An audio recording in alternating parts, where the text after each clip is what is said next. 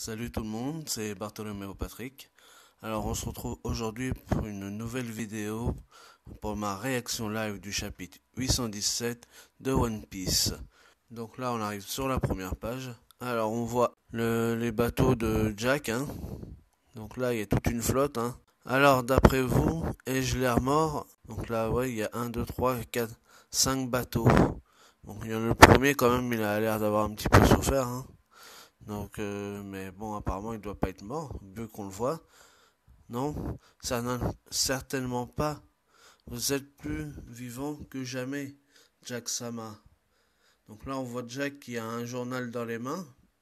Et on le voit à l'image qui est en train de le déchirer. Donc, il y a quelque chose qui a dû l'énerver en voyant le journal. Donc, bon, bah, on n'arrive que à ça. Donc, on voit seulement qu'il est pas mort, mais que son bateau a morflé parce que même derrière les vitres de la cabine où il est, bah, elles sont toutes brisées. Donc il a dû quand même se fighter sérieusement, mais il a peut-être pas dû récupérer Doflamingo. Donc bah, ça, on le saura peut-être dans deux prochains chapitres, hein.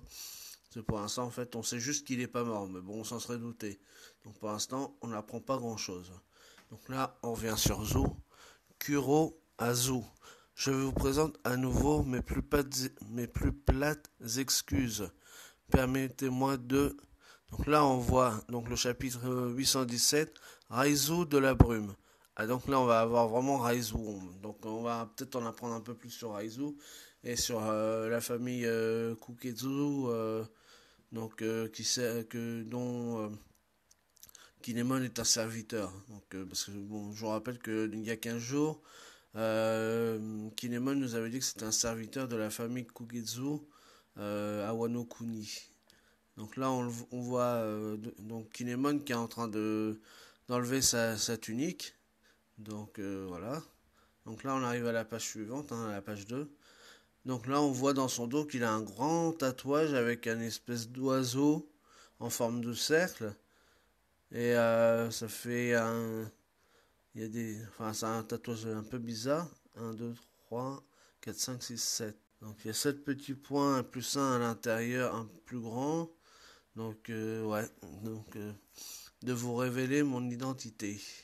Donc voilà, donc là on voit donc le tatouage de Kinemon. Donc bon, il est un peu spécial, ça représente un oiseau. Donc est-ce qu'il a une signification particulière pour l'instant, je ne sais pas. Donc on va voir ça dans la suite, hein. Donc là, on voit les Ming qui sont étonnés de voir En effet, Duc, tout comme Raizo, cet homme a l'emblème de la famille Kuzu- Kuzuki tatoué sur le dos. Alors, note de l'auteur. Retranscrit Kugetsu dans le chapitre précédent. Donc le nom de la famille, déjà, elle a changé. Dans le chapitre précédent, elle s'appelait Kugetsu. Et là, elle s'appelle Kuzuki. Donc en fait, l'emblème, il représente la famille que Kinemon y sert. Donc voilà, donc là on a Kinemon qui est en train de montrer donc à tout le monde son emblème dans le dos et devant les Inu Arashi et Nekomamushi. Donc il y a aussi Kanjuro et Momonotsuke qui sont là. Donc là on arrive à la page suivante. Kuzuki. Donc là, c'est le fille qui est en train de se demander, qui est en train de répéter le nom donc de la famille que sert Kinemon. Donc voilà. Je n'aurais jamais cru qu'ils se connaissaient. Je pensais qu'il allait provoquer un combat général avec les Minx. Ah, mais ils avaient des, ah, ils avaient d'excellentes raisons de garder tout ça secret. Donc ça, je pense que ça doit être Frankie ou Usopp qui parle de ça. Donc, bon, parce qu'on voit tout l'équipage au chapeau de paille, du coup, là. Et il se pose des questions, du coup, sur la relation qu'entretiennent Kinemon avec les Minx. Ils viennent de dire que même Neko et Inu portent aussi ce symbole. Le lien qui les unit est bien plus profond qu'on ne l'imaginait. Donc là, c'est Nami qui dit ça. Donc en fait, ouais, effectivement, apparemment, c'est un lien entre les Minx et Inu Arashi et Nekomamushi et la famille. Donc moi, j'allais dire Kuketsu, hein, parce que j'ai pas retenu le nom pour l'instant. Moi, je suis resté sur ce nom-là. Donc la famille Kuzuki. Bon, alors on va essayer de se rappeler. à la famille Kuzuki. Donc apparemment, c'est des liens quand même qui ils doivent être liés ensemble depuis plusieurs années, et même depuis peut-être plusieurs millénaires, vu que les Minks, ils habitent sur l'île de Zunesha et de Zu depuis plus de 1000 ans. Donc peut-être que le lien est vraiment très très ancien. Donc peut-être que eux d'ailleurs ils ont des informations sur le siècle oublié. Donc ça reste encore aussi à voir. Neko Mamushi Inuarashi, sérieusement, vous faites vraiment peine à voir. Je suis agréablement surpris que vous soyez vivants tous les deux. Donc là, ça c'est Kinemon qui dit ça. La mort n'aura pas si aisément raison de nous. Nous n'avons pas oublié notre conversation jadis, et nous savions qu'avec un peu de patience, nos chemins se recroiseraient tôt ou tard. Oui, nous en étions convaincus. Bah, effectivement, en fait, Kinemon et Konjuro, dans les chapitres précédents, ils nous avaient dit qu'ils devaient aller à Zou de toute façon. Donc, à mon avis, ce qui s'est passé, c'est que quand ils étaient à Wano Kuni, ils devaient se rendre à Zou, mais ils ont rencontré le désastre. Donc, à mon avis, ça c'était Kinemon qui avait dit ça dans le chapitre 700. Et il avait dit on avait rencontré le désastre. Donc, à mon avis, ils ont dû se croiser avec Jack. Et donc ils ont dû fuir et du coup ils n'ont pas pu aller à Zoo et du coup ils se sont pardon fait séparer donc par Jack et Kinemon s'est retrouvé donc à Dressrosa parce qu'après il y a Doflamingo aussi qui les a poursuivis donc parce que on sait qu'il voulait à tout prix Momonosuke donc Kanjuro lui s'est retrouvé sur Dressrosa et Kinemon et Momonosuke sont retrouvés sur Punk Hazard. Parce que du coup, Momonosuke il avait embarqué dans un bateau en scred. Et du coup, Kinemon l'a suivi. Et donc Kanjuro il s'était sacrifié et lui il a dû aller à Dressrosa parce qu'il a dû être attrapé par Doflamingo. Donc voilà, donc en fait au départ leur voyage était pour Zou. Donc dans quel but? Donc là on va en savoir peut-être un peu plus là-dessus. Donc là on arrive à la page suivante. Hein. Ah et dis donc la tronche de cake de Matou. Kinemon et moi devons discuter de choses importantes. Hein? Discuter avec toi lui causerait des dégâts irrémédiables au cerveau. Je préfère lui éviter une pareille fin. Tous les deux, je vous en prie. La personne que nous attendions depuis si longtemps est en falin. Ce n'est pas le moment de Oust, gamin, les adultes sont en train de discuter. Tout à fait, donc Oust. Donc là, on a Inu et Nekomamushi qui sont en train de se disputer, comme d'habitude. Bah, ils peuvent pas se voir hein, en pâture, le chien et le chat. Donc il y a, donc je sais pas si c'est Vanda qui essaye de les séparer et de les calmer. Et du coup, là, après, on voit Momonosuke qui est en train de qui s'énerve en disant Inuarashi, Nekomamushi, arrêtez de vous disputer. Vous étiez les meilleurs amis du monde, pourquoi êtes-vous constamment en train de vous disputer? Eh bien, désormais je vous défends de vous chamailler. Donc là, on a Momonosuke qui est en train de dire aux deux d'arrêter de se chamailler et de s'embrouiller. Et à plus forte raison si la cause de vos disputes est père. S'il vous voyait vous conduire comme ça, père en serait profondément peiné. Donc là, on le voit en train de pleurer et tout. Donc, mais on nous avait dit que Kinemon était le père. Mais à mon avis, Kinemon, on s'en serait douté, n'est pas le père parce que dans le chapitre précédent, il dit qu'il est un domestique de la famille Kugetsu. Bon, moi je reste sur Kugetsu, hein, excusez-moi. Hein. Il avait dit que c'était un domestique de cette famille et on sait très bien que on s'en doutait qu'il est protégé en fait Momonosuke depuis longtemps et depuis même peut-être sa naissance et qu'il faisait croire en fait que Momonosuke c'était son fils alors qu'en fait c'était juste pour le protéger et qu'en fait ça doit être le fils d'un shogun ou d'un dirigeant tout simplement de Wano Kuni. Donc voilà, donc à mon avis ça doit être un truc dans ce genre là. Donc là après on arrive à la page suivante, donc là on a Neko et Inuarashi qui sont en train de se taire, mettre.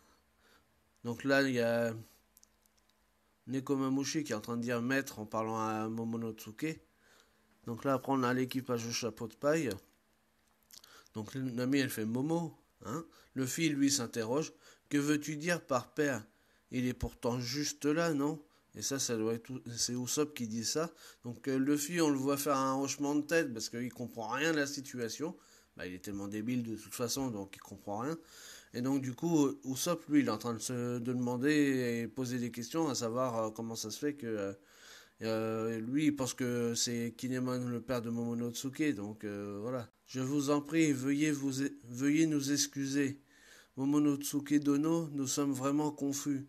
Tu as tout à fait raison. Donc là, on a Inuarashi et Nekomamushi qui sont en train de s'agenouiller devant devant le lapsus révélateur, bien sûr, devant Momonotsuke plutôt.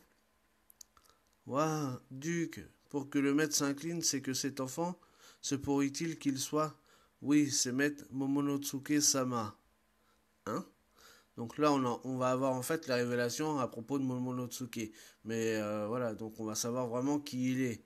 Mais comme étant donné qu'on nous avait dit que Kinemon c'est un domestique de la famille Kugetsu, donc à mon avis, on se doute bien que c'est pas réellement son fils. Je vous en prie, pardonnez-nous de nous avoir trompés, de vous avoir trompé. En fait, Momonosuke et moi ne nous sommes pas père et fils. Hein? Donc là, eux, ils sont enterrés, l'équipage au chapeau de paille. Donc là, Kinemon il est en train d'expliquer qu'en fait, ils sont pas père et fils, tout simplement. L'enfant que vous voyez là est l'héritier du grand daimyo de Kuri du pays de Wano, Oden Kuzuki Dono, Momonotsuke Kuzuki Dono. Donc là, on a le Momonotsuke Kuzuki, héritier du daimyo de Kuri du pays de Wano. Alors, on a une note de l'auteur. Daimi ou daimyo, Daimi qui signifie littéralement grande personne, est un titre de Kazoku ou noble japonais. Ouais, donc c'est ça, c'est donc voilà, en fait, c'est bien ce que je disais, c'est que il est fils d'un noble. Donc là, on apprend que Momonotsuke c'est bien le fils héritier d'un grand noble de d'une partie, en fait, c'est d'un village de Wano Kuni, hein, donc la partie Kuri, donc qui fait, donc ça doit être le village Kuri, donc c'est un noble du village Kuri, qui est à l'intérieur du pays Wano Kuni. Donc voilà, donc après on a l'héritier du clan Kuzuki, donc là c'est les Minks qui sont en train de se poser cette question-là. Le fils d'Oden Dono, je vous prie de nous excuser de ne pas vous avoir reconnu. Donc Momo est quelqu'un d'important. Vu que ces dés-là sont des subordonnés, j'en déduis qu'il doit avoir en effet une certaine influence. Donc ça, c'est Robin et Brooke et Frankie qui en sont en train de dire ça. Donc Robin a bien compris que du coup, Momonotsuke, c'était quelqu'un d'important.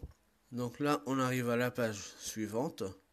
En fait, il est pour nous tous, y compris pour Nekomamushi et Inuarashi, notre maître. Mais nous ne pouvions prendre le risque que son identité soit révélée durant le voyage au risque de le mettre en danger. C'est pourquoi nous avons joué les pères et fils. Donc voilà, donc il est en train d'expliquer Kinemon qu'ils ont fait croire que c'était le père et fils pour pas qu'on découvre sa couverture. Non pas que nous ne faisions pas non pas que nous ne vous faisions pas confiance, mais nous n'avons jamais trouvé le moment idéal pour tout vous dire. Donc vous n'êtes pas père et fils. Donc là on voit une petite bulle où on voit Brooke qui est en train de penser, mais pourtant ils sont avec des petits cœurs et tout, ils s'aiment et tout, pourtant ils s'aiment en tant que père et fils, hein, pas autre chose, hein, vous voyez pas le mal partout non plus. Hein. Pourtant ils se ressemblent, vous ne trouvez pas? Donc ça c'est Brooke qui dit ça. Désolé de vous avoir menti. En réalité, je suis le fils d'un daimyo. Je ne connais pas ton père, mais toi, y a pas photo, t'es un sacré pervers. J'ai dit que j'étais le fils d'un daimyo. Enfin, peu importe. Que veux-tu dire par peu importe? J'apprécie moyennement ce ton suffisant, Luffy. Donc on a Luffy qui est en train de se curer le nez. En fait, lui, il s'en bat les couilles que l'autre, ça soit un fils de noble. Pour lui, de toute façon, il respecte personne. Donc que tu sois fils de noble ou fils de paysan, pour lui, c'est la même chose. Hein, il s'en bat les couilles. D'ailleurs, après, dans l'image d'après, on le voit, il est en train de l'attraper par la joue. Il lui pince les joues. En lui serrant complètement les joues, il est en train de lui faire mal, mais il s'en bat les couilles. Il est en train de s'énerver sur sa gueule. J'en ai rien à faire que tu sois le fils d'un crack ou autre. Ça ne changerait rien à notre façon de nous conduire envers toi, idiot. Momonotsuke Sama. Voilà, donc il est en train de lui expliquer que tu sois fils de riche ou fils de pauvre, que tu sois fils de noble ou fils de paysan, moi je m'en fous, on restera pareil. Hein. Moi je m'en fiche totalement, quoi. Ça me passe au-dessus. Ça, c'est du Luffy tout craché. Lui il vit sa vie, il s'en fout du reste. Hein. Donc là, on est à la page suivante. Ta peur du vide était un trouillard. Amène-toi. Un guerrier ne connaît pas la peur. Cesse cette diffamation. Et il recommence. Il a bel et bien sauvé nos vies, mais un pirate ne connaît pas le respect de l'autorité. Laisse-le. Donc là, du coup, on a Momonosuke et Luffy qui sont en train de se battre, tout simplement. Et donc, du coup, Kinemon, lui, il est en train de rager parce qu'il voudrait aller les séparer. Et donc, Kanjuro, il lui dit, bah, laisse-les faire, c'est bon. Tu sais bien que hein, les pirates, ils respectent rien de toute façon. C'est pas la peine de te prendre la tête pour ça. Au nom du ciel, oh Nami, Luffy est une horrible personne. Ah là, là. Éloignez-vous d'elle, monsieur, seigneur Momonotsuke, petit obsédé. Vraiment. Donc du coup, Momonotsuke, il se protège dans les bras de Nami et surtout en profite pour mettre sa tête dans la grosse poitrine opulente de notre cher Nami. Donc, du coup, il va faire sortir son côté perverse qui énerve Kinemon parce que du coup, c'est pas digne d'un fils de noble de profiter et tout et d'être aussi pervers que ça, quoi. Donc, il est en train d'engueuler Momonotsuke. Momo, mon cher, si ton papa est un seigneur, il doit sûrement avoir un trésor dans son château, pas vrai? Arrête ça. Du coup, Nami, toujours aussi vénale qu'elle est, elle en profite en serrant Momonosuke dans sa poitrine, hein, tout littéralement.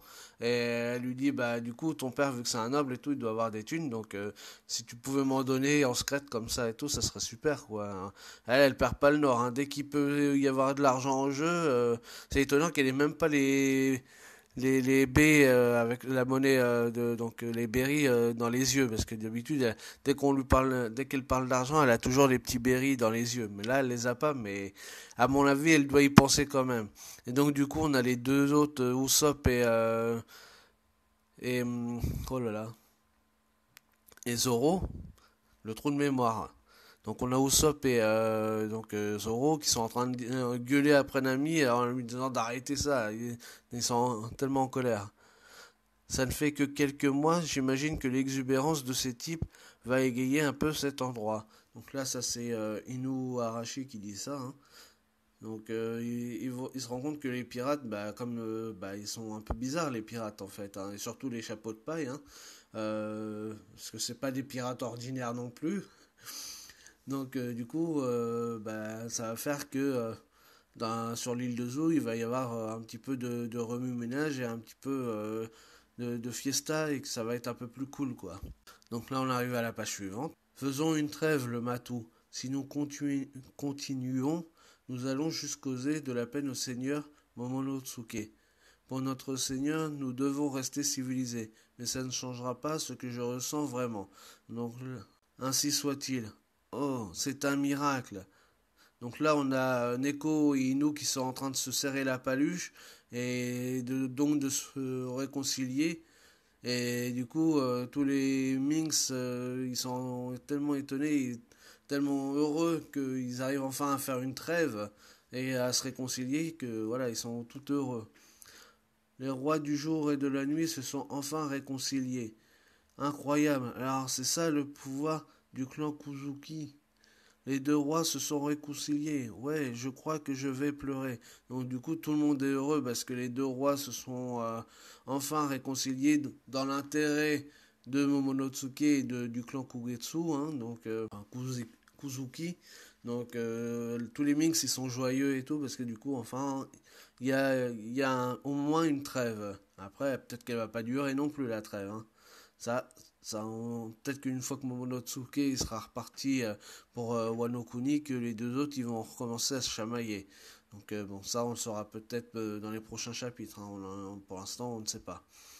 Quartier résidentiel des gardiens. Donc là on a changé de page, hein. Il est temps de grimper sur la baleine. En apprenant la bonne façon d'escalader les vignes, on peut monter jusqu'en haut. Alors c'est là qu'est Reizu. J'ai hâte, un vrai ninja. On va voir un vrai ninja. Ninja, ninja. Nin. Hugues, je me sens toujours aussi mal qu'Inemon. Vous auriez pu nous attendre en bas, monseigneur. Donc là, ils sont tous en train de fantasmer sur le fait qu'il y a un ninja sur l'île. Donc, Chopper, il a hâte de voir le vrai ninja. Donc, il est tout content. Il est sur Inuarashi, parce que comme c'est son docteur, bah, du coup, il est en train de pour éviter qu'il se blesse, hein, quand même, on sait jamais. Donc là, en fait, ils sont en train de monter sur la montagne de la baleine, tout simplement. Donc là, il y a aussi Luffy qui est sur, en fait, lui, il doit être sur la queue du gros chat, hein. Et il a un grand sourire, hein, il est tout content parce qu'il va voir le ninja. Alors après, on a Brooke qui est en train de jouer de sa guitare en chantant Nin, Nin, Nin, Nin. Et après, juste derrière, on a Usopp. Voilà, décidément, j'ai du mal avec les noms ce soir. Donc là, on a Usopp parce qu'on le voit avec une petite bulle. Donc on voit un moine, un ninja, avec une écran de fumée et tout, avec des shurikens et tout. Donc comme un ninja traditionnel, hein, japonais. Donc est-ce qu'il va ressembler à ça, à mon avis, connaissant Oda, à mon avis, on va avoir un gros truc tout chelou. Mais bon, on verra bien, hein. Moi, moi, j'ai pensé que Reizo c'était une femme, donc parce que je me suis dit, par rapport à des indices que j'ai pu trouver et tout, enfin du peu que j'ai trouvé, je me suis dit peut-être que ça serait une femme. Donc bon, on verra bien, hein, mais pour l'instant, on ne sait pas à quoi il ressemble toujours Raizo. Mais bon, je pense qu'on va le voir parce que le titre c'était Raizo de la brume, donc on va le voir, hein. Donc là, on arrive à la page suivante. Plus on monte sur cette baleine, plus j'entends cette voix forte. Il est vraiment comme son Altesse. Il y a un autre qui dit, il y en a un autre qui a dit la même chose. En effet, je me souviens de lui. Donc là, on a Momonosuke qui est en train de trembler et qui est sur le dos de Kinemon et il dit qu'il est en train d'entendre une voix. Donc, est-ce qu'il aurait et les deux autres, ils disent je me souviens de lui. Donc ça veut dire qu'ils ont dû rendre. D'accord. Je me souviens que dans un précédent chapitre, ils avaient dit qu'ils avaient rencontré Chance. Parce qu'ils avaient dit à Luffy que le chapeau de paille qu'il avait lui rappelle celui que le roux il avait. Donc ça veut dire qu'ils ont dû le rencontrer au moment où il devait être encore un mousse sur l'équipage de Roger. Parce que là, il est en train de dire Inu Arashi et Nekomamushi sont en train de dire tiens, il y a une autre personne qui avait eu la même chose, qui avait dit la même chose, donc qui ressentait, qui entendait la voix de toute chose. Et donc on sait que Roger, il avait cette faculté-là, parce que lui, d'ailleurs, par rapport aux poneglyphes, il pouvait pas les lire. Mais pourtant, il avait réussi à laisser un message sur Skypiea. Donc, et on avait vu aussi par rapport à l'arc de l'île des hommes poissons, quand Luffy il est en train de détruire le Noah, euh, qu'il y a les rois des mers, voilà, décidément les noms. Donc il y avait les rois des mers qui étaient en train à un moment au moment où il s'évanouit, mais juste un petit peu avant, il arrive à les entendre. Donc et là les rois des mers ils font ah bah tiens lui aussi il nous entend, c'est bizarre. Et il se rappelle de Roger. Donc là il y a quelque chose. Donc à mon avis ils ont dû rencontrer Roger et Shanks quand ils étaient encore sur Grand Line et enfin plutôt dans le Nouveau Monde quand ils étaient jeunes. Donc peut-être juste avant que Roger devienne le seigneur des pirates. Donc là, ça va être intéressant tout ça. Donc là, on continue sur la page. Et il y a une entrée ici. C'est une porte secrète impossible à trouver. Les escaliers sont nombreux. Soyez prudents. Je peux entendre quelqu'un crier en bas. On y est. Te voilà enfin, Nekomamushi. Ninja, ninja. Yahoo, où est le ninja? Ninja, Donc là, bah, ils continuent leur ascension, hein. Donc en fait, ils rentrent dans la baleine, hein, tout simplement. Donc là, ils arrivent par la queue de la baleine. N'y voyez aucun lapsus et aucun fantasme ou quoi que ce soit, hein. Donc voilà. Donc là, on les voit tous arriver. Et donc là, on arrive à la page suivante et qui on voit un personnage tout bizarre. Ninja du royaume de Wano, Raizu de la brume. Bah donc on voit Raizu. Il est vraiment dégueulasse. Voyons, je m'attendais vraiment pas à cette gueule-là. Il est vraiment tout moche. Il a un croissant de lune au niveau du front. Alors est-ce que c'est une blessure ou je ne sais quoi. Derrière, il y a un poneglyphe. Il y a un poneglyphe derrière. Parce que je reconnais les caractères. Il y a un poneglyphe derrière lui. On dirait qu'il est enchaîné. Donc pour pas essayer, pour justement éviter qu'il sorte, pour pas se faire repérer. Il a une coupe de cheveux qui ressemble à un des prélats, tiens. Je me rappelle plus son nom. J'ai du mal avec les prénoms. Alors de toute façon, déjà que j'ai eu du mal avec des prénoms tout simples. Alors là, je me rappelle pas, mais je sais qu'il y en avait un sur Skypiea qui avait la même coupe de cheveux. Bah, laissez-moi son nom dans les commentaires si vous vous rappelez, hein, merci, ça serait gentil. Mais ouais, bah, il a une sale gueule. On dirait une espèce de gorille tout bizarre. Enfin, une tête de gorille, mais enfin, je sais pas, c'est chelou. Il a une tête vraiment chelou. Il a l'air tout petit par contre, parce qu'on voit ses pieds à terre. Il a des espèces de tresses, enfin, je sais pas. J'arriverai même pas à vous le décrire. Bon, si vous lisez le scan, vous le verrez comment il est, hein. Mais ouais, il a une tête chelou quand même, hein. Bon, alors, on va lire quand même ce qu'il est en train de nous raconter, ce brave Raizu. Pourquoi ne pas m'avoir vendu à l'ennemi? Donc, ils ont dû entendre quand même, il a dû entendre quand même ce qui s'est passé sur l'île. Ceux qui m'ont apporté de la nourriture sont tous lourdement blessés. J'ai entendu dire que le pays était maintenant en sécurité. C'est vrai? Si vous m'avez menti, je ne vous laisserai pas vous en sortir facilement. Quoi? Tu parles d'une énorme déception. Bah, du coup, tout l'équipage au chapeau de paille, en le voyant, il s'imaginait un truc bien badass au niveau du ninja et tout. D'ailleurs, ils sont tous en train de faire une gueule d'enterrement en voyant sa gueule parce qu'elle est tellement toute pas belle, il est tout chim, tout dégueulasse le mec. Eux, ils s'imaginaient un vrai ninja tout puissant, tout bien badass et tout, avec des shurikens dans les doigts et tout, bien filiforme et tout, avec même le masque au niveau de la bouche et tout. Et puis quand ils voient sa gueule, bah du coup, ils sont tellement dégoûtés, ils font une tête, oh là là. Mais horrible la tête qu'ils font. Ils sont. Ah, c'est un truc de malade. Qui est là? Ah, Raizu. Oh, Kinemon, Kanjuro. Seigneur Momonosuke. Je suis heureux que vous soyez tous sains et saufs. Pareil pour nous. C'est le blason du clan Kuzuki. Et cette pierre. Ah, donc il y a bien un poneglyphe. Donc c'est bien ce que je pensais. C'est qu'on voit bien un poneglyphe derrière lui. Je n'en ai jamais vu de cette couleur. Elle est d'un rouge profond. Oui, c'est un poneglyphe. Ce blason est ici depuis des siècles. J'ai entendu parler de toi, Nico Robin. On dit que ceux d'Ohara ont appris à lire ces symboles. Donc, ça, on s'en doutait qu'il y aurait un poneglyphe. Par contre, il est rouge. Donc là, ça, c'est bizarre. Parce que d'habitude, ils sont plutôt grisâtres, comme en granit, comme s'ils étaient en granit marin. Donc là, elle nous dit il est rouge, donc c'est bizarre. Donc il appartenait peut-être au clan Kuketsu, parce que juste derrière, donc du coup, on voit le symbole aussi. Bon, il a un petit peu été effacé avec le temps, sûrement. Donc, euh, donc là, voilà, on a donc Robin. Peut-être qu'elle va nous apprendre ce qu'il y a d'écrit sur le poneglyphe. Donc là, on voit aussi Raizu qui est content de retrouver Momonosuke, Kinemon et Kanjuro. Donc là, ils vont certainement le délivrer. Donc on va en apprendre un petit peu plus sur lui. Donc là, on arrive à la page suivante. Pourquoi est-elle rouge? Celle-ci possède apparemment un but différent. Tu peux la lire? Oui, je peux, bien sûr. J'ai quelque chose sur le visage. Pourquoi me regardez-vous aussi attentivement?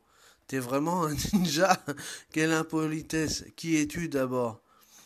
Donc du coup, là, on a entre Inuarashi et Robin qui lui explique que, en fait, le poneglyphe, il a un but différent que ceux qu'elle avait déjà croisés, et que nous, on avons croisé en même temps qu'elle, hein, finalement. Donc les autres, c'était pour nous donner des indications sur les âmes antiques et pour raconter un petit peu l'histoire ancienne. Donc là, celui-là, vu que le peuple des Minx, il est vieux de 1000 ans, donc le siècle oublié, c'était entre la période 800 et 900 ans, ou 700-800, je sais plus. Donc c'était un petit peu après. Donc celui-là, il a été fait avant le siècle oublié. Donc effectivement, il y a peut-être... ça va être intéressant tout ça. Il va y avoir peut-être des informations très intéressantes là-dessus. Donc là, ça reste à... Il y a beaucoup de choses à voir là-dedans. Mine de rien, Oda, il est en train de nous mettre plein de petites choses encore, là, sur quelques pages. Il est en train de nous mettre plein de trucs en avant et c'est un truc de malade. Mais c'est un truc de malade. Donc, bon, on va quand même finir de lire le chapitre, hein. Je sens que la vidéo, elle va prendre 3 plombs si ça continue comme ça. Enfin, c'est pas grave. Et donc, du coup, on a après les autres membres donc Luffy, Usopp et Franky. Donc, Franky, il a toujours encore sa coupe de cheveux en forme de baleine. N'importe quoi, lui aussi. Et donc, ils sont devant Raizo, ils sont en train de le regarder totalement hébété de voir cette tête. Parce qu'eux, ils pensaient pas voir un mec comme ça. Donc, l'autre, il est en train de leur dire, mais pourquoi vous me regardez comme ça? Et d'abord, vous êtes qui, vous, en fait? Ce sont les pirates du chapeau de paille. Pirates? Dépêche-toi de nous balancer quelques shurikens. Va te mettre en dessous d'une cascade. Montre-nous quelques arts ninja. Montre-nous un jutsu de terre. Ceux de feu sont bien meilleurs. Attends, non, ceux d'eau sont les meilleurs. Baissez d'un ton. Pourquoi des pirates veulent... Ça n'a rien à voir avec le fait d'être pirate. Tous les hommes sont obsédés par les ninjas. Tu me fais rougir là. Donc du coup, ils voudraient que... Ils sont en train de faire même les techniques de ninja avec... Tiens, d'ailleurs, ça me fait penser à Naruto, tout ça. Ben, moi qui suis en train de regarder Naruto, là, je suis en train de me demander, il va peut-être y avoir... Parce qu'on sait qu'Oda, il est fan de Naruto, hein, et du mangaka qui a fait Naruto. Euh, je ne sais pas son nom. Désolé. Donc laissez-le en commentaire aussi, hein, parce que là je suis en train de regarder Naruto, parce que moi je ne connaissais pas, je n'avais pas suivi. Et je suis en train de le suivre justement parce que par rapport aux théories que je voulais mettre en place.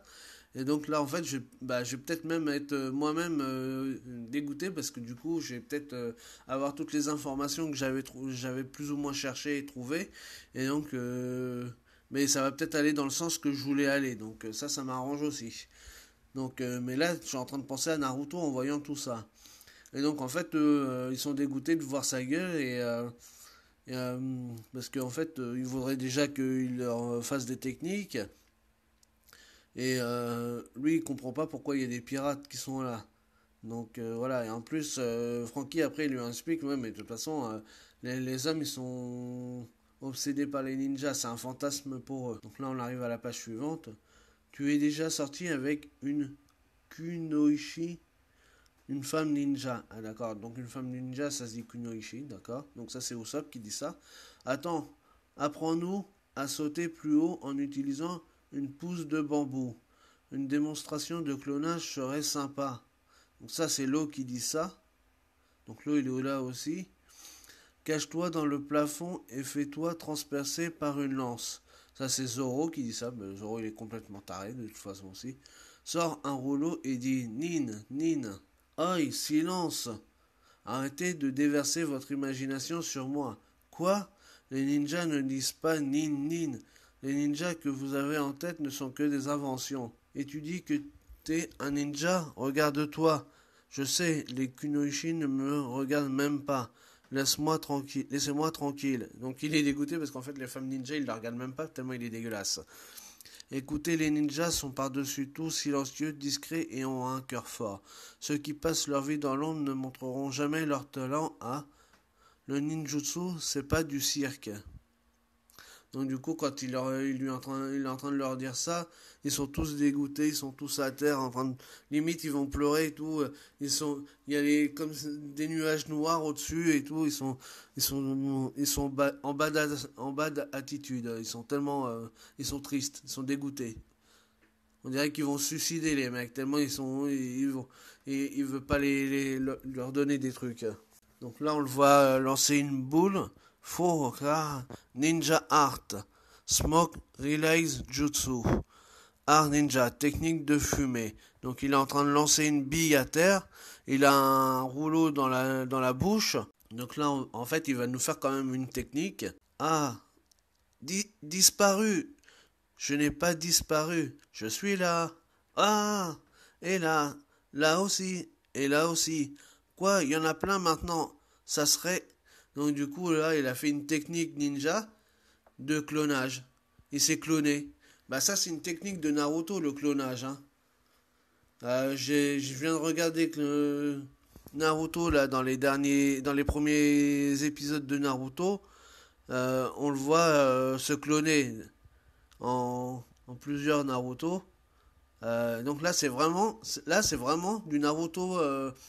Limite, Oda, il nous fait du fanboy. Nous, on est fanboy de Bartolomeo, par exemple. Hein, entre guillemets. Il y en a, ils vont être fanboy d'un autre personnage, hein, de Zoro, par exemple, ou de Shanks, ou n'importe qui d'autre. Hein. Oda, lui, il doit être fanboy du créateur, du mangaka de Naruto. Parce que là, on est en plein Naruto, j'ai l'impression. Donc là, on arrive à la page suivante. Ninja Art, Clone Jutsu. Wow. Art Ninja, technique de clonage. Vous osez me demander si je suis un vrai ninja? Flower Shuriken. Shuriken de fleurs. Donc là, il est en train de lancer des fleurs. Des fleurs. N'importe quoi. Il est en train de lancer des shurikens. Hein. Et donc, ça fait un petit dessin. Bordel de merde. Les femmes rampent devant moi. Mes ennemis se repentent. Raizo de la brume en chair et en os. Nin. Raizo est notre dieu. C'est bien un ninja. Et donc là, on arrive à la fin du chapitre. Donc voilà. On a eu une technique ninja pour la fin de ce chapitre. Alors, c'est vraiment un chapitre vraiment mortel. Oda, il est trop fort. Franchement, il est trop fort. Mais c'est un truc de malade. Et à mon avis, Oda, il est fanboy de Naruto. Parce que là, on est en plein dans Naruto. C'est un truc de malade. Alors, il a fait un Raizu qui est vraiment dégueulasse. Mais il est moche. Mais à un point. Franchement, j'aurais jamais imaginé un Raizu comme ça. Euh, c'est un truc de malade. Donc là, on apprend encore plein d'informations. On a encore un poneglyphe qui est là. Il est rouge. Il est bizarre. Ça veut dire que ça va nous apprendre de nouvelles choses sur les poneglyphes peut-être. On a Inuarashi et Nekomamushi qui ont rencontré Shanks et Roger quand ils étaient encore avant d'être seigneurs des pirates. On a Raizu qui est un ninja dégueulasse, mais qui est un ninja quand même, qui nous fait des techniques à la Naruto. On a Momonotsuke, donc qui est fils d'un daimyo, donc d'un noble d'un village de Wano Kuni. Donc on a beaucoup d'informations. Et donc qui laisse beaucoup de place à plein de choses. C'est un truc de malade. Et c'est ça qui fait qu'on aime One Piece, tout simplement. C'est dingue. Quel chapitre de malade. Putain, mais c'est un truc de ouf. Franchement, il y a trop de trucs encore. Mais il y a trop de trucs. Donc voilà pour cette réaction live. Hein.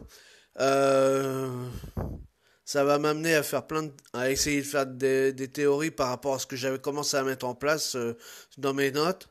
Ce qui me réconforte, c'est que par rapport à ce que j'étais en train de regarder sur Naruto, du coup j'ai bien fait de regarder Naruto, parce que du coup je me rends compte qu'il y a plein de trucs que j'avais vu, que je viens de voir dans Naruto, qui sont en train de se mettre en place dans One Piece, et donc du coup je vais peut-être pouvoir avancer un peu plus facilement sur ma théorie sur Raizo, tiens.